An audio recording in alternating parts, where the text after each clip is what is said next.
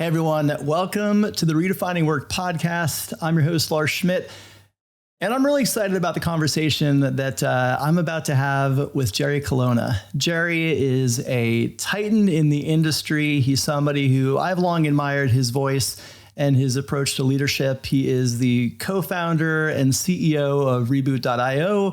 He is the author of Reboot, and he's the author of the upcoming reunion, Leadership and the Longing to Belong. And there's a lot for us to cover. And Jerry, that bio doesn't even get into the career you had before you started Reboot. And so I would love to actually just turn it over to you and ask how you would like to introduce yourself to the audience. Oh, well, I mean, first of all, that introduction was wonderful. So thank you for that. And, I've had a pretty wide and varied career. Some could argue that I am a little attention deficit disorder. No, just kidding. I've been a reporter. I've been a venture capitalist. I have been a teacher. I am now a writer, in addition to being an executive coach. And I have enjoyed every single incarnation of my career. So, that's probably the best way thing. I think the thing that probably is worth landing on is that as an investor, as a venture capitalist, I spent a great deal of time in boardrooms and helping to build organizations in the way that board members and executives can do that. And it was from that work that led me into being an executive coach. I want to actually spend a moment there because I think often we think of careers as ladders. We think of careers linearly. We think of careers with forethought in terms of the, tired interview question we get around where do you see yourself in 5 years? And what I've appreciated about your career, and it's certainly something that I've tried to embrace in my own, is not really having those long-term increments and having the ability to reinvent yourself, reboot yourself, if you will, to follow the path that is laid out for you at that moment, which may actually deviate from the path that you've been on. And I think that's an important lesson for viewers. And I'd love to just have you expand on that in a little bit, because as you mentioned, you've kind of rebooted your career several times over. And I would love to just learn more about like your thought process and how you think about your career now and kind of maybe at that initial inflection point where you're like, it's time for me to do something different. Well, I really welcome that question. And I think that embedded in the question is a supposition that actually that many of us hold, that is a source of discontent, which is the belief that if we are not moving up the ladder rung by rung, or as I write actually in Reboot, my first book, up and to the right, that somehow we're doing it wrong. And I think that the richest lives, the fullest lives, are often marked by these interesting inflection points where we allow ourselves the liberty and the luxury of trying something new. And, I'm speaking to you today in the middle of August, in the middle of what I refer to as my sabbatical. And people are often confused by that because they say, I thought you were on sabbatical. Why are you working? And what they don't understand, or I don't always communicate well enough, is that sabbatical to me is an opportunity to use different parts of my brain, to think differently, to work differently, to exercise my creativity, my libido in a different way. And by what I often refer to as zigzagging across the surface of the lake, rather than assuming that the way you're going to cross the lake is just get in a sailboat and sail. By doing that, you unleash a certain kind of creativity at least I have felt that for myself, that allows me to detach from the singular identity that we often attach to a current manifestation. So am I an executive coach? Yeah. Am I a CEO? Yeah. Am I a writer? Yeah. Am I a board member? Yeah. Am I a father and life partner? Yeah. I'm all those things. As Walt Whitman said, am I large? I do. I am. I contain multitudes. He also said, do I contradict myself? But that's different. I mangled the quote, but you get the point. I do get the point. And I do, I feel like I have to kind of share. I loved your out of office email and this notion of airplane mode. And so as context for viewers who are wondering what the hell I'm talking about right now. So usually before guests come on the podcast, I'll send them just a prep email with some details on what to expect. And I instantly got an out of office memo from Jerry. And the subject was airplane mode. And it went on to elaborate on this idea of a sabbatical and a refresh. And I think it's so important that you raise the point around a sabbatical doesn't mean you're doing nothing. It actually can mean you're doing a lot of things that are actually just different, perhaps, from the core thing that you are doing in the typical non-sabbatical construct of your work life. Right. So Lars, let me point out something. Over your shoulders or behind your head are a series of skateboards mounted on the wall like artwork. And what that tells me is that there is an artist in you, but there's also a skateboarder in you. And that those parts of your being are important enough for you to make that a part of your workspace. Well, how do you indulge that part of you? How do you take care of that part of you? Part of our task as those of us who care about culture within organizations, for example, I'm mindful of the topic of this podcast. Part of our task is to convey to people that the wholeness of who that person is, who our colleagues are, is welcome. Yeah. And I think one of the challenges that we have as modern animals is that we believe so firmly in climbing the rungs of a ladder or moving up and to the right that we fail to welcome in the various parts of ourselves. And then we create cultures where the fullness of our colleagues is not welcomed in, and we become droids. We become mechanistic expressions of work. And then we call an executive coach and we say, we got a problem in the organization, we lack innovation. Right. Or we have a problem in the organization, we lack trust. Right? What if our organizations could be the place where the creativity of Lars, as exemplified by those beautiful works of art on your wall, were welcomed? Yeah. Right? Not as a distraction from your work, but as an enhancement and a supplement to the way in which you operate and you do your work. Yeah.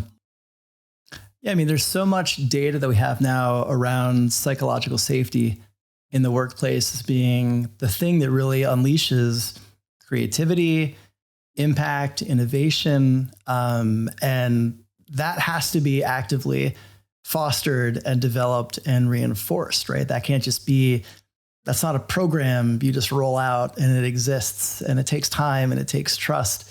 And so, yeah, and I know that you get into a lot of those themes in Reunion, and I want to actually come back to that in a moment, but I want to share a date with you first. And the date is July 8th, 2019.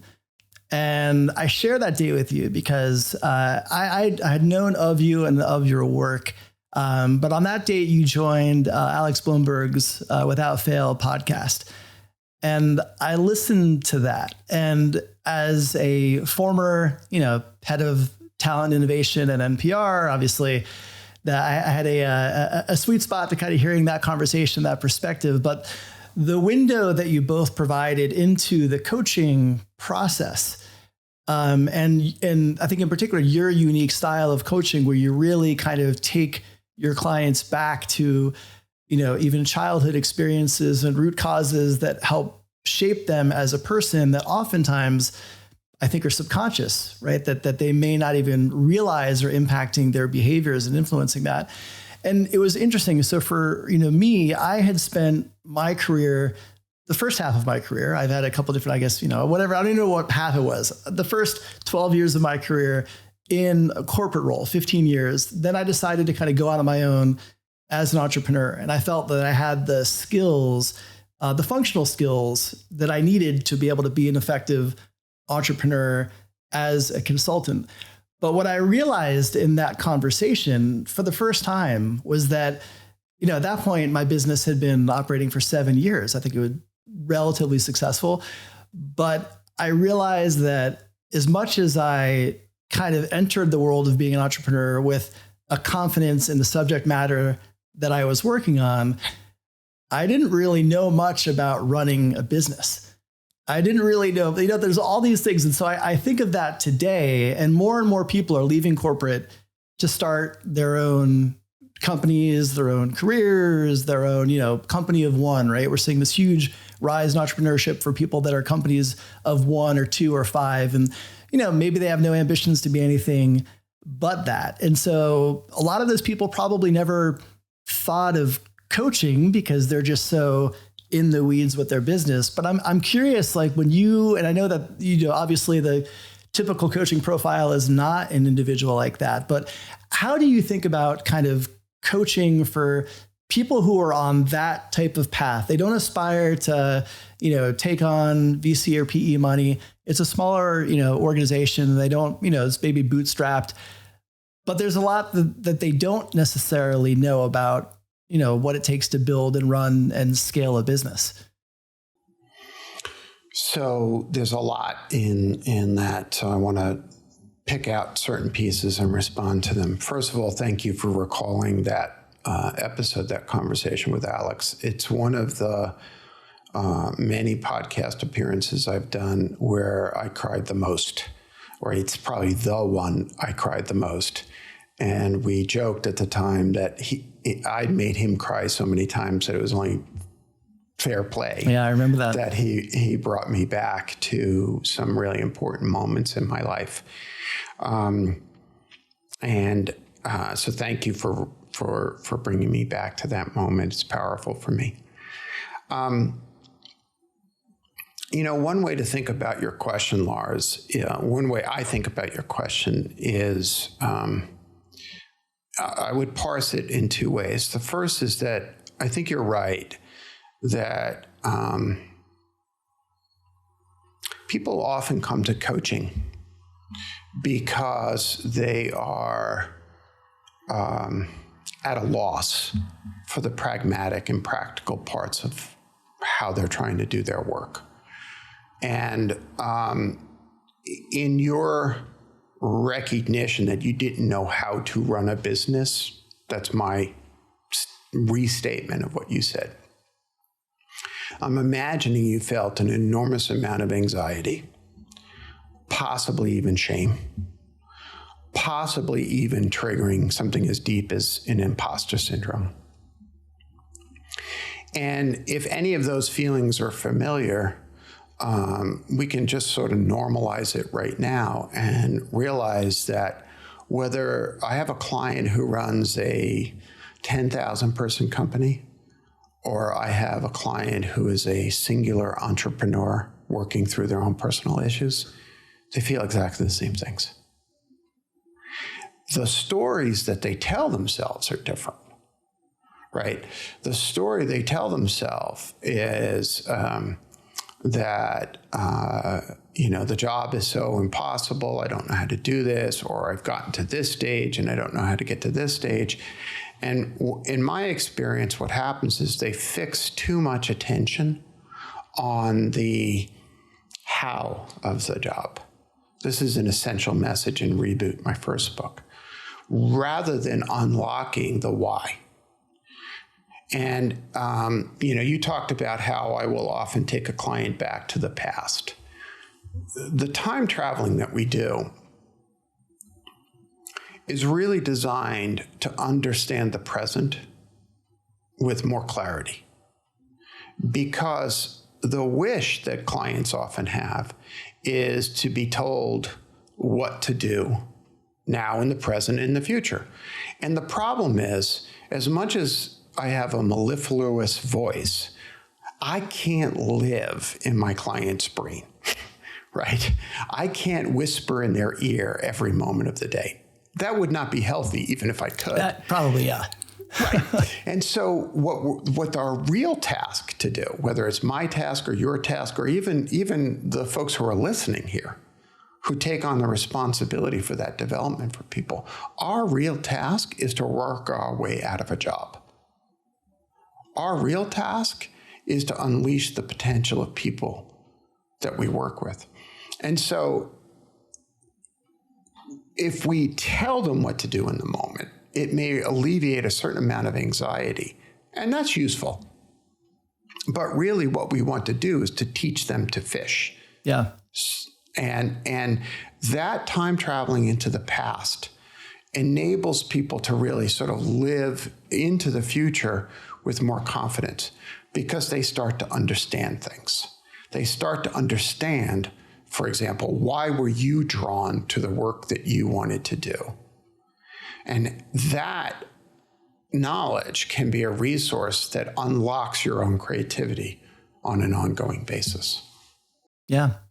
No, I appreciate that perspective. And I think what I've also liked about your work is the connection to how our subconscious impacts our conscious. And obviously there's a lot of kind of radical self introspection and themes throughout your work. And I think it is so important. I mean, even, myself, I've been through therapy for different reasons in my own past. And I think having the ability to, again, the subconscious is subconscious for a reason. It's not clear. You don't understand it. And if you don't do work, often through, third parties, whether it's therapy or otherwise, you won't be able to see it, and you won't be able to name it, and you won't be able to understand it. And then you won't be able to understand how to build different habits now with that understanding that you now have about perhaps how you're wired in a subconscious way that influences how you see the world and how you behave and how you act and react. So, I agree with you. And I know that the language I use comes from decades of being in psychoanalysis. Mm-hmm. But let's expand it for a moment, because there's a lot of therapy talk in the world right now. This is what the Buddha taught, thousands of years ago. This is what Greek philosophers taught, to thine own self be true, to know oneself. This is about consciousness. And this is about the fact that the human condition is such that we tend to fall asleep. We tend to go on autopilot. And there's a usefulness to going on autopilot, which is if I'm conscious every minute of the day, I won't be able to step forward. So we have to sort of go take advantage of that. The problem is that oftentimes we extend that too much, and we end up making choices, and most importantly, impacting the lives of others without that discernment, without that awareness. And so we then find ourselves saying things like, well, why did I speak so aggressively to that person? Why, or at the organizational level, why is it that we have an organization that is constantly avoiding conflict? Or, as is often the case right now in our society, why is it that we scapegoat various peoples? Why are we threatened by someone who looks differently than us, who loves differently than us? when you take what we might refer to as a psychoanalytic approach to this, you get to much more quickly unpack the behavior. Now, after unpacking the behavior, you might say, yes, I prefer to be this way. Okay.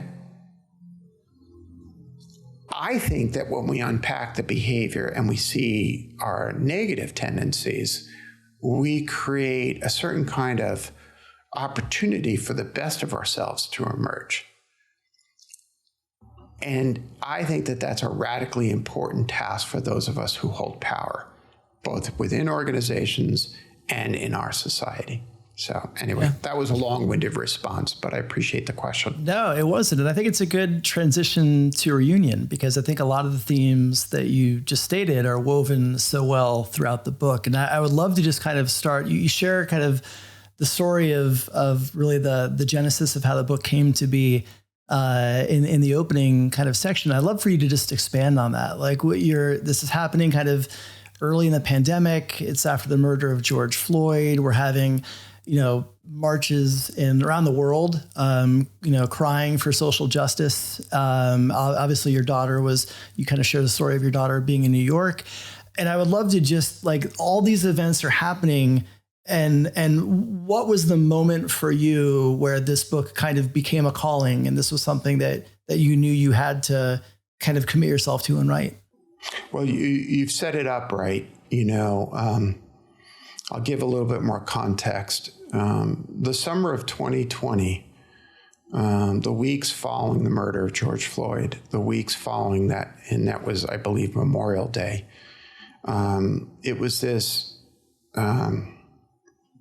such an odd time in my, I'll be 60 this year. In the 60 years that I have lived on this planet, a very, very odd time, because you had COVID going on, you had this fear, and then for a bunch of complex reasons, this particular murder of an unarmed man, an unarmed person, caught the attention of folks who might otherwise be, like me, operating from a place of privilege. I identify as white, cisgender, straight, male. And I enjoy the power and privilege that our society tends to project on people whose bodies and loves are the way mine is. Okay, so the backdrop. I have a very fierce daughter. Her name is Emma.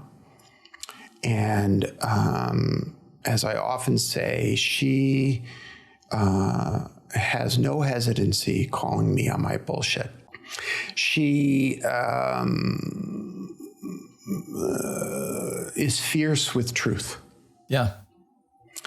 And for years beforehand, she would often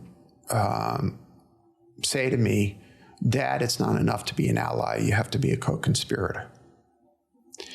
And her commitment to social justice goes back to her being a child and questioning whether or not she actually had to stand for the Pledge of Allegiance, because, as she said, "I've read the Bill of Rights. I'm not sure that I have to stand for the Pledge of Allegiance," right? I mean, and I had to have a conversation with the principal of her school.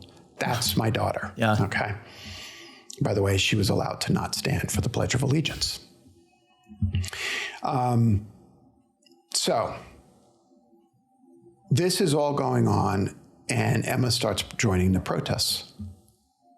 And I am safe. I live on a farm outside of Boulder, Colorado. I'm surrounded by 40 acres. COVID, it did eventually get me, but it felt that COVID wasn't going to get me. And she starts marching, and in this case, she's marching across the Manhattan Bridge between Brooklyn and Manhattan, when the police start to close in on the 5,000 or so people crossing the bridge. And she starts texting me about what to do if she gets pepper sprayed. And it hits me You know, I am very proud of the work I did in Reboot, my first book. I'm very proud of the work that we do as a company. And one of the assertions that I've made for decades is that better humans make better leaders. And I'll often joke, well, that's kind of obvious, right? Better humans should make better leaders. And yet I often say, well, why is it that we don't have good leadership? And we don't have good leadership because the act of becoming a better person, a better human, is so challenging. And I think that that's all true. And I realized in that moment, that summer, that that's actually not enough. That as important as it is that we work on our inner demons so that we do not spread toxicity throughout our organizations, that we have a moral responsibility, especially those of us who hold power in some form or another, to see the ways our silence, our lack of engagement in the struggles of the world implicitly supports the oppression. And there's this moral responsibility that came clear to me. It's not as if I wasn't aware of systemic oppression. It's the realization that I have to actually be a co-conspirator in overturning this. That is what my daughter was saying to me for so many years. Yeah. So Reunion is an attempt to come to grips with that process, both within myself, because as you know from reading Reboot, I don't ask people to do things that I myself am unwilling to do. That feels wrong. And so I explore the roots of my identity. I explore the parts of myself that I have denied. I explore the roots of my ancestors and their journey, as I say, towards whiteness. And I try to draw the connection between what I see as varying trends, which unfortunately become more and more challenging every single day, where we see a connection between, say, anti-Black racism, anti-immigration feelings, the marginalization of trans people, the direct assault on civil and human rights, and the silence that I hear from business. And I make the connection between all of those things. Yeah. Well, and I'm glad that you frame that in that way, because I think that we are obviously at a interesting and, probably, I think a lot of people would say somewhat dangerous time in the United States where, we've had this. I remember early, actually before the pandemic, I had Dr. Laura Morgan Roberts on the podcast, and she's an academic who co-wrote an HBR piece on advancing Black leaders, and just talked a bit about the long march towards civil rights and really kind of breaking down moments and movements and talking about the inevitable backlash to moments in the broader arc of movements. And, it felt like in the aftermath of George Floyd's murder, we started to see movement in a direction towards progress in ways that we hadn't seen before. And I think when I was reading Reunion, what really struck me was that, much of this comes down to the awareness for people maybe who were not paying attention. They were people in power. And again, looking at business leaders, that profile is largely white males. Looking at HR practitioners, certainly in the US, that demographic is usually white people. It tends to be more female than male, but still 67%, I believe, roughly of HR practitioners in the US are white. And for change to happen, it begins at an individual level. It begins at an individual level of white people who look like you and I, kind of doing that work on ourselves to educate ourselves so that we can have a grasp of these things that are systemic, because systemic things were designed to self-perpetuate unless you can kind of understand them. And so I'm curious, when you kind of think of the core message that you're trying to convey in Reunion, juxtapose, if you will, of this current moment in time that we're in. Whereas you've named, I mean, there's, Supreme Court rolling back affirmative action, attacks on the LGBTQ plus community. There's a range of things happening throughout the U.S. right now that seem to be some serious headwinds for that moment to maintain progress. And I would love to just get your perspective and maybe even have you elaborate a bit more on kind of the role of business leaders to help pick up that mantle and make sure that they don't let things like the Supreme Court ruling, give a pass to perhaps backslide into, past habits that they were most comfortable in. Well, there's a lot to say here. And the first is to be grateful to all of those folks, however they identify, who have carried the torch and done the hard work of pushing against systemic oppression. And as John A. Powell would describe it, systemic othering. Yeah. And for too long, folks who, quite frankly, look and identify as you and I do, have been on the sidelines. And too often the work of doing the work has fallen to the people who have borne the cost of systemic othering. So, in this time, in this moment, and you name some of the things that we see, when I started writing this book, I did have to take a moment to try to convince the publisher of the necessity of the book. It was only a moment, but I did have to take a moment. As the book has come to fruition, literally every day now, we see the continuing expression of the furthering of the othering. You named the Supreme Court's overturning of affirmative action in education. And what we see right now is using that ruling to actually attack the foundations of systemic belonging that we so worked hard to create and that are barely enough. And so what we see in this moment in time is a need to actually redouble our efforts for justice, equity, diversity, and inclusivity, to redouble our Jedi efforts, to commit, the loss of equity, which is what we're experiencing right now, begins with absurd campaigns against Target for having children's T-shirts with rainbows on them, or for having a trans person as a spokesperson for a beer. Yeah.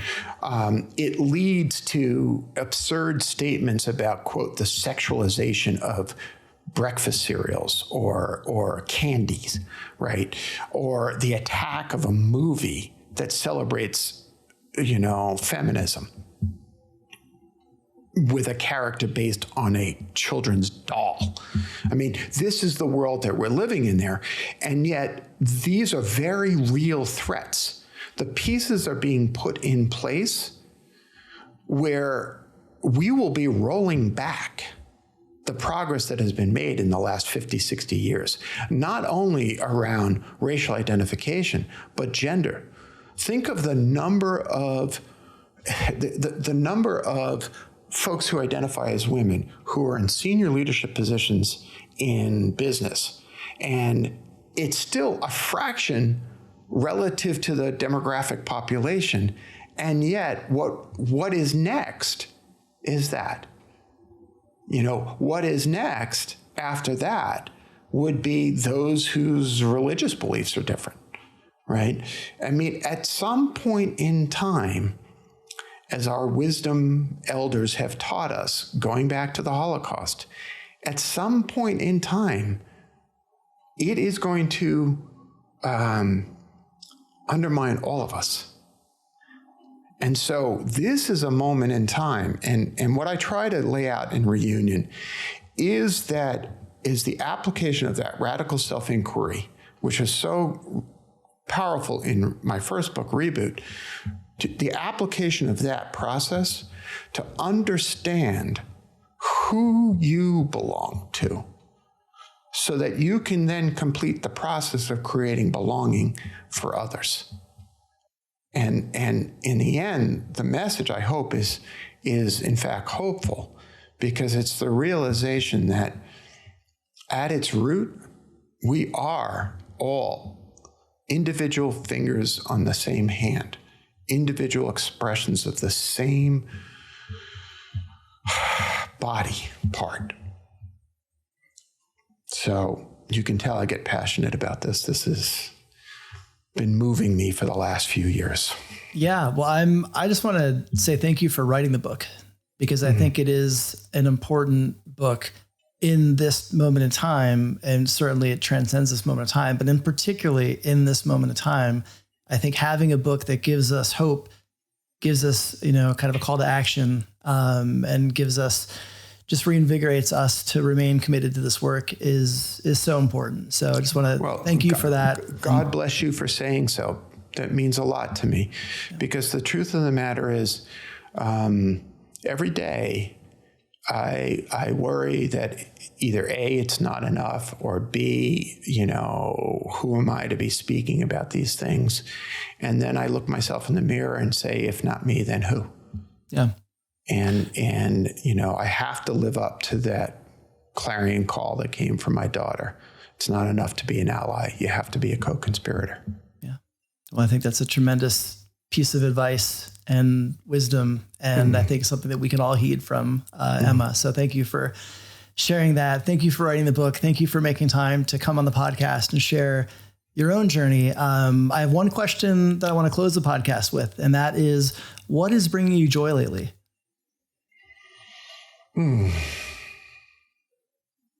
There's a lot, but what comes to mind is, as it relates to this, last week I was with a group of underrepresented entrepreneurs, folks who come from different places than most venture-backed entrepreneurs. And when we spoke about this, and they looked at me and they said, "You go," that brings me a lot of joy. And my youngest son is about to get married this fall. So that's pretty cool too. That's also joyful. Yeah. Well, congratulations. Thank you. Yeah. Well, Jerry, where is the best place for our viewers and listeners to get the book? Actually, when is the release date? Can you just remind us of that? It's November 14th, but you can pre-order now at any of your local independent bookshops or at Amazon. Reunion, Leadership and the Longing to Belong. Okay. Well, Jerry, thank you so much. Thanks again for all your work in the space, your voice, your leadership, and thanks for this gift of this book. We appreciate it. Thank you for having me, Lars.